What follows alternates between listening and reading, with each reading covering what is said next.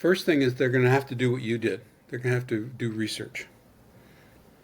And that means, I don't know how you did it, but one of the ways is to, in Canada, go to a source like the Association of Canadian Publishers, see what they publish, and figure out who might be appropriate.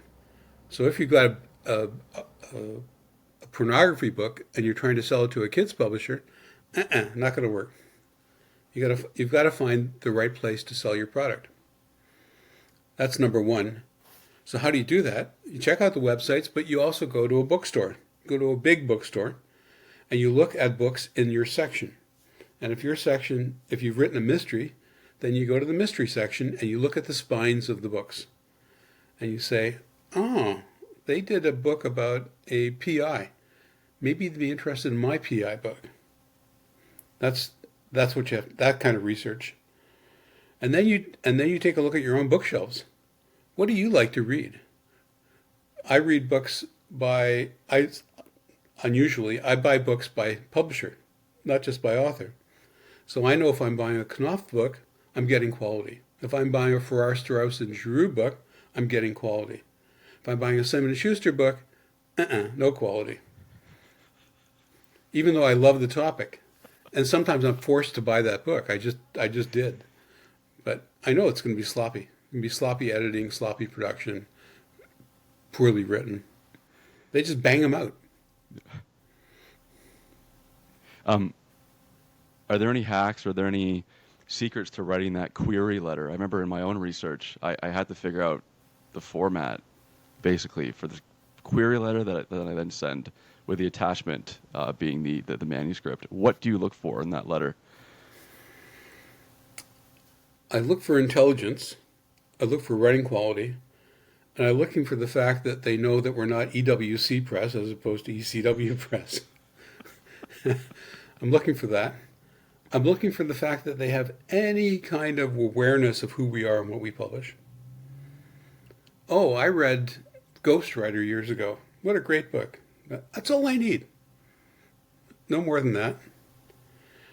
I'm looking for a real direct statement. Here's the book. Here's why I wrote it. Here's the market. Are you interested? Not too much more is necessary.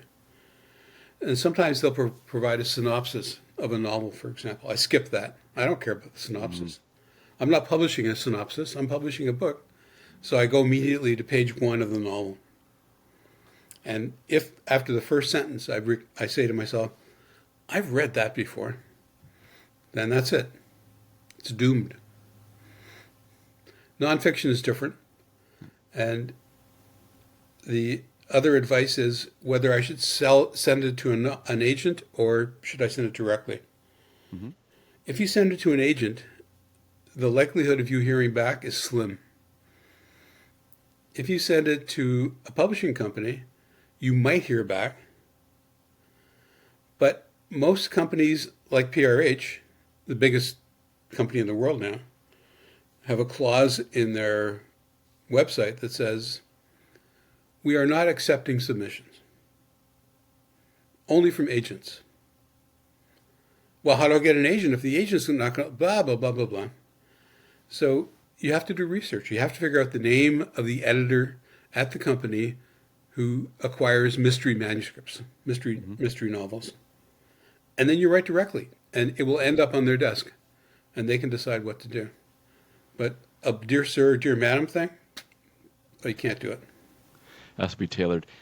I love the reverse engineering approach that you have. You go to your local bookstore. It might be Bainblor, Heather Reisman's Indigo. You go to the whatever sci-fi section, and you have a look at which publishers are publishing these books today.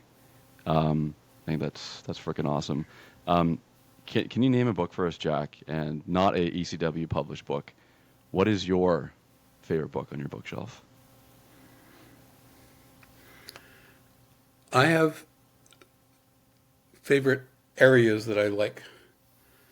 And when you were in our office, right behind you, there was a wall of books, and they were books about publishing. And that's what I like to read. And so I just read a book called The Editor, published unfortunately by Simon & Schuster, who didn't do a very good job. By the way, Simon Schuster distributes us in the U.S., so I can't say a whole lot bad about them. A book about an editor at Knopf who, out of the slush pile, found the diary of Anne Frank, who found the Julia Child French cookbook, and everybody said, you can't do that. American women don't care about French cooking. And she developed a whole cookbook line. And then they said, we've had trouble with this young author who we can't seem to harness very well. Do you want to take a crack at it? His name was John Updike, and she was his editor for the next 30, 40 books that he did. I love those books. Which is great. 50 years, publishing authors, getting amazing stories out there.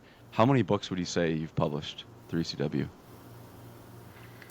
It's a tough question to answer. We have our archives, and I could go through and count them. I'm guessing 2,000 or 3,000. Wow. I really don't know.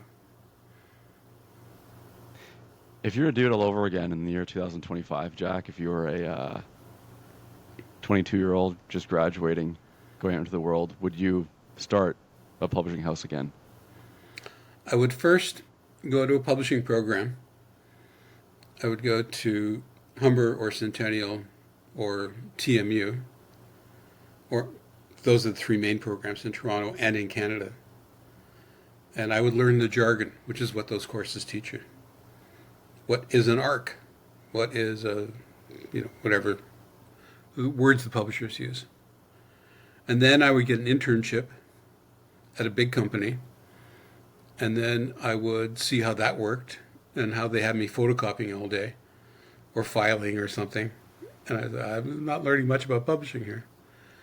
And then I would get an internship at a medium-sized company like ours that did a lot of different kinds of books and where you had a chance to go through a cycle like a medical school graduate. And you go from OBYN to cardiology to gerontology, wherever. And you get to see. And the surprising thing about that is that many, many people who have worked for us begin as technology interns and end up as editors. And a publicist ended up as a cover designer. Because you have to ask the person, what do you really want to do? What are you really good at it and you really enjoy? And that's the key question.